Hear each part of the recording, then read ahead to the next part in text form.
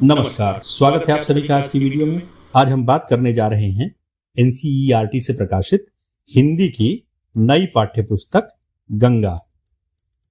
गंगा के कविता भाग के पहले अध्याय पद के बारे में, जिसके रचयिता रैदास जी हैं। आज हम इस वीडियो में इसके प्रश्नोत्तर पर चर्चा करेंगे। जैसा कि आप जानते हैं कि नई पाठ्य पुस्तक में प्रश्नों को अलग अलग विभागों में बांट दिया गया है, जैसे रचना से संवाद, विधा से संवाद, विषयों से संवाद, भाषा से संवाद, सृजन, गतिविधियां इत्यादि। तो इस वीडियो में हम विषयों से संवाद के आगे के प्रश्नों की बात करेंगे। इससे पूर्व में दो विभाग हैं, रचना से संवाद एवं विधा से संवाद। तो इस पर आधारित एक वीडियो मैंने पूर्व में बनाया हुआ है, आप उसे देख सकते हैं। उसका लिंक मैं वीडियो की डिस्क्रिप्शन में दे दूंगा। तो आइए चलते हैं अब विषयों से संवाद में। इस विभाग का नाम है विषयों से संवाद और इसमें पहला प्रश्न दिया गया है कि तीर्थ और व्रत के स्थान पर रैदास ने आराध्य की भक्ति को प्रधान माना है। भक्ति काल के कवि रैदास की तरह कबीर भी निराकार आराध्य की भक्ति पर बल देते हैं।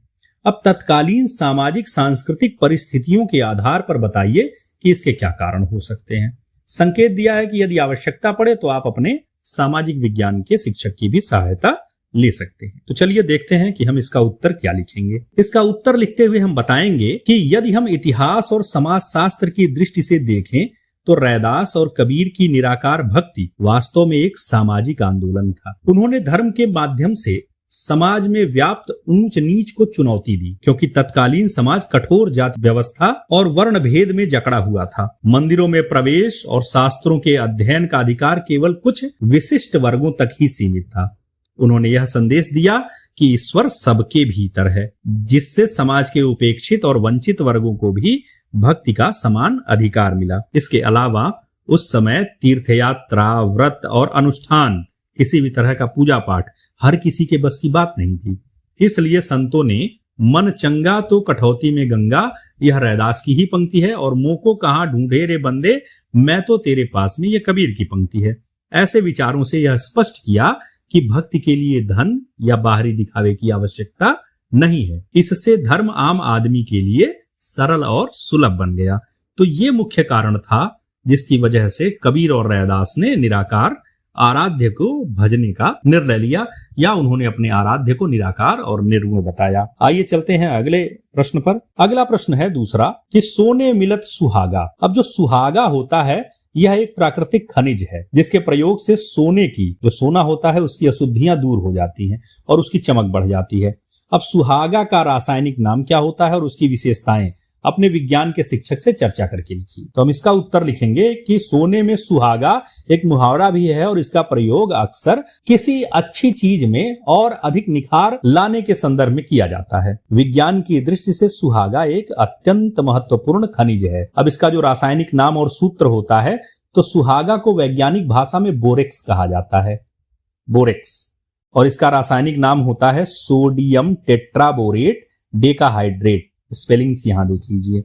और इसका जो रासायनिक सूत्र होता है वह B4Na2O7.10H2O होता है। तो यह इसका रासायनिक सूत्र होता है। आइए इसकी कुछ विशेषताएं देखते हैं। तो सुहागे की भौतिक और कुछ रासायनिक विशेषताएं इस प्रकार हैं। पहला, यह सफेद रंग का क्रिस्टलीय ठोस पदार्थ है, यानी दानेदार ठोस पदार्थ है जो पानी में आसानी से घुल जाता है। सुनार इसका उपयोग सोने और चांदी जैसी धातुओं को साफ करने के लिए करते हैं। जब इसे गर्म किया जाता है तो यह पिघलकर एक कांच जैसा, शीशे जैसा पारदर्शी पदार्थ बन जाता है जो धातुओं की सतह से अशुद्धियों को सोख लेता है। तीसरा, सुहागा का उपयोग अग्निरोधक कोटिंग्स में किया जाता है, यानी अगर किसी भी चीज को जलने से बचाना है तो उसके ऊपर बोरेक्स की कोटिंग की जाती है, लेप किया जाता है। बोरेक्स में कीटाणु नाशक भी गुण होते हैं, जिसकी वजह से इसका उपयोग घावों को साफ करने के लिए भी किया जाता है। एक बड़ा महत्वपूर्ण टेस्ट आता है जिसको कहते हैं बोरेक्स बीड टेस्ट। तो प्रयोगशाला में धातुओं की पहचान करने के लिए कि कौन सी धातु कौन सी है, इसका उपयोग किया जाता है। तो हम इसकी भौतिक और रासायनिक विशेषताएं इस प्रकार लिख सकते हैं। आप इसमें से 1, 2, 3 जितना भी आपको रुचे आप लिख दीजिए। आइए चलते हैं अगले प्रश्न की ओर। अगले प्रश्न का विभाग है भाषा से संवाद, व्याकरण की बात, और इसमें उपविभाग है शब्दों की बात। पहला प्रश्न है कि पठित पदों में से संज्ञा और सर्वनाम के 3-3 उदाहरण ढूंढ कर लिखिए। तो आप जानते हैं संज्ञा किसी भी व्यक्ति, वस्तु, स्थान अथवा भाव के नाम को कहते हैं, और सर्वनाम जो संज्ञा के स्थान पर प्रयोग किए जाने वाले शब्द हैं उन्हें कहते हैं। तो 3 संज्ञा शब्द जो हैं वह होंगे राम, चंदन और मोर, और सर्वनाम होगा तुम, हम और मैं। आप चाहें तो इसी तरह के कुछ और शब्द भी पदों में से ढूंढकर लिख सकते हैं। आइए चलते हैं अगले प्रश्न पर। दूसरा प्रश्न है कि रैदास के इन दोनों पदों में बहुत से शब्द ऐसे प्रयुक्त हुए हैं जिनके स्थान पर अन्य शब्दों का प्रयोग होता है। नीचे की सूची में दिए गए शब्दों को देखिए।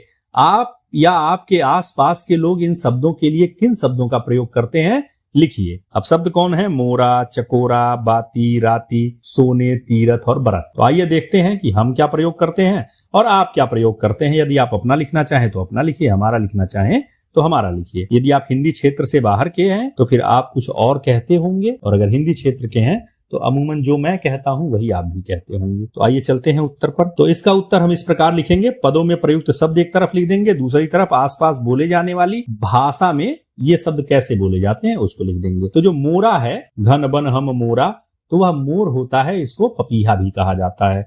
इसी तरह चकोरा को चकवा कहा जाता है, और बाती को बाती ही कहा जाता है, राती को रात कहा जाता है, और सोने को सोना ही कहा जाता है।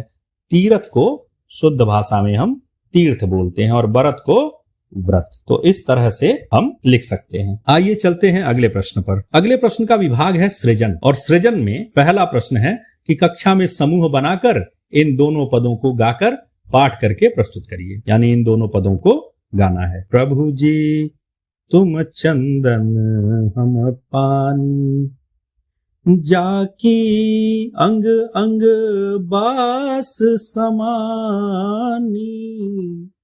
प्रभु जी तुम चंदन हम पानी। तो आप अपने विद्यालय के संगीत शिक्षक की सहायता लीजिए और इन पदों को गा करके प्रस्तुत कीजिए। दूसरा प्रश्न है, कल्पना कीजिए कि पद में आई उपमाओं के आधार पर भक्त और आराध्य आपस में बात कर रहे हैं। यानी भक्त उन्हें चंदन कह रहा है, खुद को पानी कह रहा है, उनको गनबन कह रहा है, खुद को मोर कह रहा है, उनको मोती कह रहा है, खुद को धागा कह रहा है। अगर इस आधार पर वो दोनों आपस में बात कर रहे होते और इसे संवाद के रूप में लिखना होता तो हम कैसे लिखते? तो कहा गया है कि इस दृश्य को आधार बनाकर संवाद लेखन कीजिए। यानी एक संवाद लिखना है जिसमें भगवान और रैदास इन दोनों में बातचीत हो रही है। आइए देखते हैं हम क्या लिख सकते हैं। तो इसके उत्तर में हम एक संवाद लेखन करेंगे। सबसे पहले रैदास कहते हैं, हे प्रभु, मेरा और आपका रिश्ता बड़ा पवित्र है। आप सुगंधित चंदन है और मैं साधारण पानी। आपके प्रेम की सुगंध मेरे अंग अंग में समा गई। तो प्रभु कहते हैं, हे भक्त, यदि मैं चंदन हूं तो तुम वह आधार हो जो मेरी सुगंध को विस्तार देते हो, मेरी सुगंध को फैलाते हो। तुम्हें क्या लगता है कि तुम मुझसे अलग हो? तो रैदास कहते, नहीं प्रभु, आप आकाश में छाए हुए काले बादल हैं और मैं वन में नाचता हुआ मोर हूँ, और वैसे ही मैं आपको देखकर आनंदित होता हूँ। मैं तो आपको वैसे ही देखता हूँ जैसे चकोर पक्षी बिना पलक झपकाए चांद को निहारता रहता है। तो प्रभु क्या कहेंगे, प्रिय रैदास, तुम्हारी यह आनंद भक्ति मुझे प्रभावित करती है, लेकिन इस संसार के अंधकार में हम साथ कैसे दिखेंगे? तो रैदास कहते हैं कि भगवान, आप दीपक हैं और मैं उसकी बाती हूँ। जैसे बाती खुद जलकर दीपक की ज्योति को दिन रात प्रज्वलित रखती है, वैसी ही मेरी भक्ति आपके नाम की लौ को जलाए रखती है। तो प्रभु क्या कहेंगे, तुम बातें बहुत अच्छी कर लेते हो, मेरे बारे में और क्या क्या सोचते हो? तो रैदास कहेंगे कि मैं सोचता हूँ कि आप एक उज्जवल मोती हैं और मैं वह साधारण धागा हूँ। हमारा मिलन तो सोने और सुहागे जैसा है। जैसे सुहागा सोने में मिलकर उसे शुद्ध और चमकदार बना देता है, वैसे ही आपकी संगति पाकर मेरा जीवन निखर गया। तो प्रभु कहेंगे कि तुम्हारी इन उपमाओं में बहुत गहरा प्रेम झलकता है। तो रैदास कहेंगे, प्रभु, आप मेरे स्वामी हैं और मैं आपका तुच्छ दास हूँ, छोटा सा दास हूँ। बस यही प्रार्थना है कि आप मुझे हमेशा अपने चरणों में ही रखें। तो यह रैदास और उनके प्रभु की बातचीत है, जिसे इस संवाद के माध्यम से लिखा गया है। संवाद थोड़ा बड़ा है क्योंकि इसमें सभी उपमाएं प्रयुक्त की गई हैं। आप चाहें तो इसमें कुछ एक उपमाओं को काटकर अपना संवाद छोटा रख सकते हैं। आइए चलते हैं अगले प्रश्न की तरफ। तीसरा प्रश्न है, दूसरे पद में एक पंक्ति आई थी, जो तुम तोड़ो राम मैं नहीं तोड़ूं। इस पंक्ति को आधार बनाकर अटूट मित्रता पर एक लघु कथा तैयार कीजिए। यानी एक छोटी सी कहानी लिखिए जिसमें अटूट मित्रता, विषय ये दिया है कि मित्रता जो है वो टूटेगी नहीं, ऐसी एक कहानी बनाइए जिसमें यह भाव उत्पन्न होता हो कि हमारी मित्रता नहीं टूटेगी। तो हम अटूट बंधन एक लघु कथा लिखने जा रहे हैं। ये सब क्रिएटिव राइटिंग है, रचनात्मक लेखन है। इसका उत्तर एक नहीं हो सकता। आप अलग सोचते हैं तो आपका उत्तर अलग होगा, आपका सहपाठी अलग सोचता है तो उसका उत्तर अलग होगा, मैं अलग सोचता हूं तो मेरा उत्तर अलग होगा। आप चाहें तो ये उत्तर लिखें, आप चाहें तो अपना उत्तर लिखिए, आप चाहें तो अपने सहपाठियों की सहायता लीजिए तब उत्तर लिखिए। किसी भी तरह से लिखा जाता है। मैं यदि उत्तर देता तो मैंने इस प्रकार लिखा हुआ है। कहते हैं कि माधव और केशव बचपन के पक्के मित्र थे। समय बीता तो माधव गरीब हो गया, केशव अमीर। तो उसने सोचा कि उसकी गरीबी की परछाई केशव पर ना पड़े, इसलिए वह केशव को बार बार अपमानित करके खुद से दूर कर दिया और कहा, आज से हमारा नाता खत्म। तो केशव चुपचाप चला गया, लेकिन उसने मित्रता का धर्म नहीं छोड़ा। वह छिप छिप कर माधव की सहायता करता रहा। आगे चल के जब माधव को इस बात का पता चला तो उसने ग्लानि से भरकर पूछा, शर्म से पूछा कि केशव, मैंने तो तुमसे रिश्ता तोड़ लिया था, फिर तुम मेरे लिए क्यों कष्ट सहते रहे? तो केशव ने मुस्कुराकर उत्तर दिया कि मित्र, जो तुम तोड़ो मैं नहीं तोड़ूं। यानी सच्चा रिश्ता वह नहीं जो किसी के तोड़ने से टूट जाए, बल्कि वह है जो एक के छोड़ने पर भी दूसरा थामे रखे। यह सुनकर माधव की आंखों में आंसू आ गए। वह समझ गया कि अटूट मित्रता परिस्थितियों की नहीं बल्कि अटूट विश्वास से बनती है। तो यह एक लघु कथा है, बहुत छोटी सी, आप इसे लिख सकते हैं। आइए चलते हैं अगले प्रश्न पर। अगले प्रश्न का विभाग है झरोखे से। निर्देश है कि आपने रैदास के पद पढ़े। अब आप रैदास की तरह महाराष्ट्र के संत कवि नामदेव के आगे दिए गए 2 पद पढ़िए। निर्गुण संत काव्य परंपरा के संत कवि नामदेव का जन्म 13वीं-14वीं शताब्दी में महाराष्ट्र में हुआ था। अन्य संत कवियों की भांति नामदेव ने भी बाह्य आडंबरों, दिखावे का, सामाजिक रूढ़ियों का विरोध कर सामाजिक समरसता, प्रेम और निराकार भक्ति से संबंधित पदों की रचना। आइए अब पद देखते हैं। पहला पद है संत कवि नामदेव का कि माई न होती बापू न होता, कर्म न होती काया, हम नहीं होते तुम नहीं होते, कौन कहां ते आया। राम कोई ना किसही केरा, जैसे तरवर पंछी बसेरा। चंद न होता सूर न होता, पानी पवन मिलाया। शास्त्र न होता वेद न होता, कर्म कहां ते आया। खेचरी भूचरी तुलसी माला, गुर प्रसादी पाया। नामा प्रणवे परम तत्व के, सतगुरु मोहि लखाया। और दूसरा पद है कि मोहि लागति ताला बेली, बछरा बिनु गाई अकेली। पानी बिनु ज्यों मीन तलप है, ऐसे राम नाम बिनु नामा कल्प है। नामा माने नामदेव। जैसे गाय का बाछा छूटला, थन चोखता माखन घटला। नामदेव नारायण पाया, गुर भेटत ही अलख लखाया। जैसे विषय हेत पर नारी, ऐसे नाम प्रीति मुरारी। जैसे तापते निर्मल घामा, तैसे राम नाम बिनु बापुरो नामा। अब प्रश्न है कि अपनी कक्षा में चर्चा कीजिए और बताइए कि रैदास और नामदेव के पदों में क्या क्या अंतर है और क्या क्या समानताएं हैं। तो सामान्यतः आपने उनको पढ़ा है।